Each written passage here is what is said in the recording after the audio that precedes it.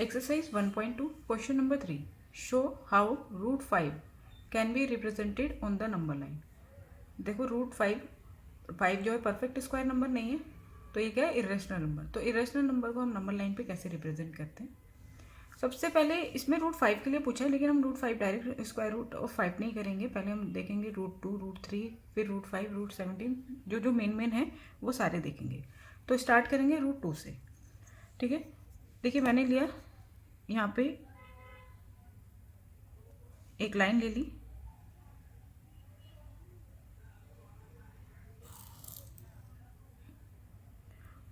और इसे equals part में डिवाइड कर दिया। ठीक है, यानी कि ये क्या है, इंचेस है, यूनिट ले ली और ये यूनिट्स जो मैंने लिए 0, एक यूनिट ये हो गई 0 to 1, और ये किस में लिए मैंने, इंच में लिए। आप चाहे सेंटीमीटर में भी ले सकते हैं, इंच में भी ले सकते हैं, वो आपकी मर्जी है। अब हमें रूट 2 को रिप्रेजेंट करना है। तो देखिए 0 से 1 एक यूनिट हो गई। अब मैंने 1 से एक परपेंडिकुलर ड्रॉ किया, और परपेंडिकुलर मैंने डायरेक्ट डी से बना दिया, कंपास का यूज़ नहीं किया। ठीक है, तो ये वाला पॉइंट यहाँ पे मैंने पॉइंट लगा दिया, ये बन गया 90 डिग्री। 90 डिग्री परपेंडिकुलर हो गया। ठीक है, 0 1 यहाँ 1 यूनिट है, तो ऐसे ही मैं यहाँ से 1 यूनिट देखूंगी। आर्क ले लिया मैंने, ये 1 यूनिट का आर्क है, यहाँ पे भी मैंने 1 यूनिट ले ली। ठीक है, वो यूनिट जो है आपकी इंच में भी हो सकती है, सेंटीमीटर में भी हो सकती है, आप कैसे भी देख सकते हैं। इसको दे दिया मैंने नेम ए, ये हो गया हमारा पॉइंट बी, और ये पॉइंट हो गया हमारे पास सी। ठीक है, अब क्या किया मैंने, ए से सी को ज्वाइन कर दिया। ये अब देखिए ये परपेंडिकुलर है, ये 90 डिग्री है। 90 डिग्री के सामने वाला क्या होता है, हाइपोटेनियस। राइट एंगल ट्रायंगल बन गया, और बाय पाइथागोरस हाइपोटेनियस का square is equal to base का स्क्वायर प्लस परपेंडिकुलर का स्क्वायर, यही होता है। तो A C square is equal to, A B कितना है 1 यूनिट, बी सी कितना है 1 यूनिट, 1 स्क्वायर प्लस 1 स्क्वायर। तो A C square is equal to 1 + 1 2। तो ए सी क्या हो जाएगा, स्क्वायर इधर आ जाएगा √2। अब इसे हम प्लस माइनस दोनों में कंसीडर करते हैं जब स्क्वायर LHS से RHS में जाता है, क्योंकि ए सी डिस्टेंस को रिप्रेजेंट कर रहा है, तो हम इसे पॉजिटिव ही देखेंगे। ठीक है, प्लस √2 ही देखेंगे। अब यानी कि ए सी जो है वो है √2। क्लियर। अब हम ले लेते हैं ए सी कितना है। ये मैंने एक रेडियस ले लिया ए से सी का, ये है, इसकी जो लेंथ है वो है √2। अब सेम आर्क, देखो ये रेडियस में सेम रखूंगी, यहाँ से मैंने ऐसे ड्रॉ कर दिया, थोड़ा सा डार्क कर दिया। अब ये नंबर लाइन पर, जहाँ पर नंबर लाइन पर टच होगा, ये इस पॉइंट को मैंने नेम दे दिया डी। तो ए से सी √2 है, तो ए सी जो है ए डी के इक्वल है, सेम आर्क था, तो ए डी भी √2 ही होगा। ठीक है, इस तरह से हमने ए डी √2 नंबर लाइन पे रिप्रेजेंट कर दिया। अब अगला देखते हैं √3। √3 को कैसे रिप्रेजेंट करेंगे। अब देखो मैंने क्या करा, सी से परपेंडिकुलर ड्रॉ कर लिया, यहाँ पे रखा, ये वाली लाइन हो गई।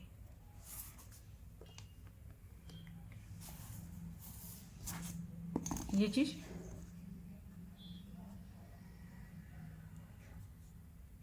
ये बन गया हमारा 90 डिग्री। अब देखिए ये है √2, यहाँ से सी से मैंने दोबारा से 1 सेंटीमीटर 1 यूनिट का आर्क ले लिया। 1 यूनिट का आर्क, जैसे ये हमारा 1 यूनिट का आर्क था बी से सी, तो सेम आर्क मैंने सी से लगा दिया 1 यूनिट का, ये।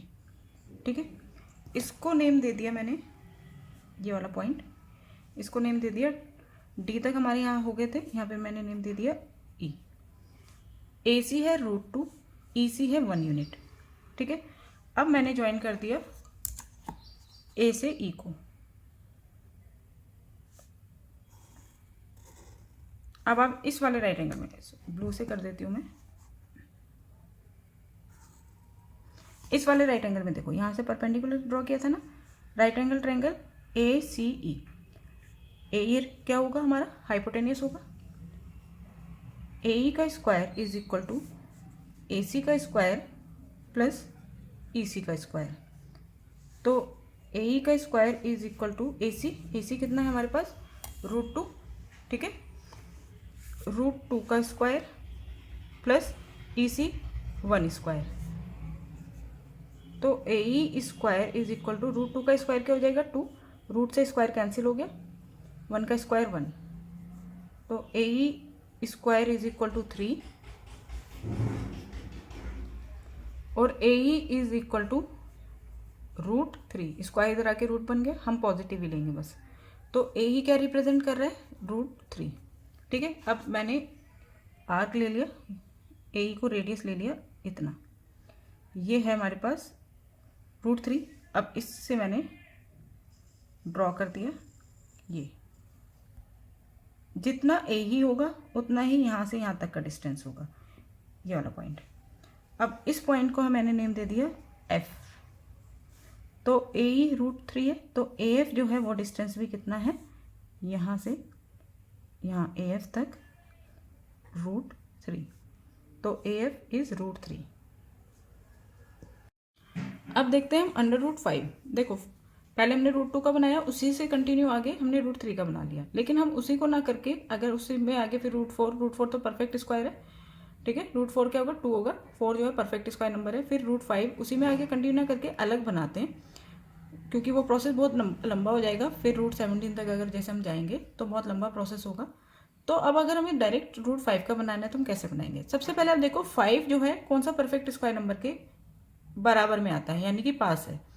तो 1 का स्क्वायर 1, 2 का स्क्वायर 4, 3 का स्क्वायर 9, 4 का स्क्वायर 16, तो 2 का square 4 is a perfect square number, √5 के पास है। तो अब देखो हम √5 को क्या लिख सकते हैं, 4 + 1 लिख सकते हैं, ठीक है। हमने यहाँ से हिंट ले लिया कि 5 जो है कौन से परफेक्ट स्क्वायर नंबर के पास है, 4 के पास है।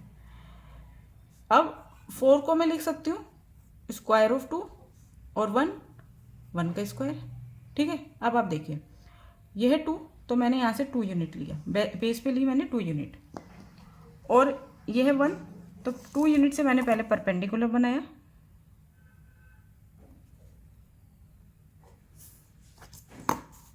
ये हो गया हमारा परपेंडिकुलर नंबर लाइन पे, और यहाँ से मैंने ली 1 यूनिट का आर्क लगाया, ये बेस हो गया 2 और ऊपर मैंने 1 यूनिट का आर्क लगा दिया, ये ले लिया 1 यूनिट, ठीक है। ये 2 था तो बेस पे 2 ले लिया, ये 1 है तो यहाँ तक 1 यूनिट ले ली। ये हो गया हमारा A। B हो गया हमारे पास 2 है, इसको मैंने B नेम दे दिया और यहाँ पर मैंने इसको C नेम दे दिया। अब मैंने AC को ज्वाइन कर दिया।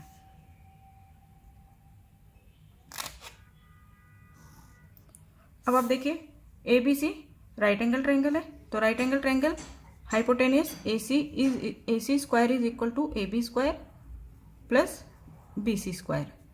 AC हम फाइंड कर सकते हैं, AC स्क्वायर हम फाइंड कर सकते हैं। AB कितना है 2 यूनिट, 2 स्क्वायर, BC है 1 यूनिट, 1 का स्क्वायर, तो AC square is equal to 4 + 1, तो AC square is equal to 5 और AC इज इक्वल टू √5। तो AC कितना है, AC का डिस्टेंस है √5, या AC जो लेंथ है वो है √5। अब मैंने AC को रेडियस लिया, यहाँ से AC का आर्क ले लिया, ठीक है। सेम आर्क को मैंने यहाँ से बढ़ाया और नंबर लाइन को कट कर दिया।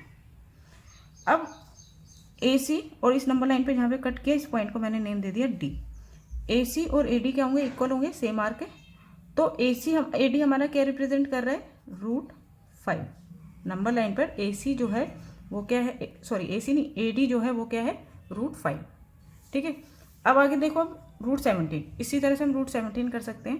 कैसे, √17 जो है किस किस पास है, परफेक्ट स्क्वायर नंबर 16 के पास है, तो √17 को मैंने लिखा 16 + 1, ठीक है। इसके लिए मैंने नंबर लाइन दूसरी ले ली,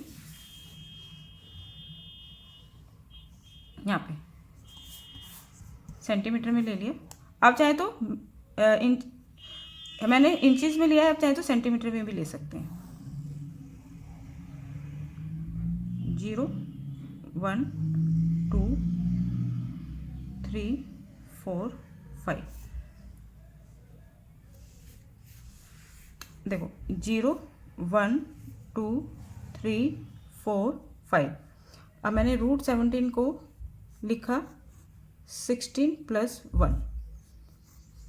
16 होता है 4 का स्क्वायर, 4 स्क्वायर + 1 1 का स्क्वायर। 4 है ना, तो मैंने बेस पे ले लिया 4 यूनिट, और 1 यहाँ पर मैंने लिए 1 यूनिट परपेंडिकुलर। पहले मैंने परपेंडिकुलर ड्रॉ किया, ये,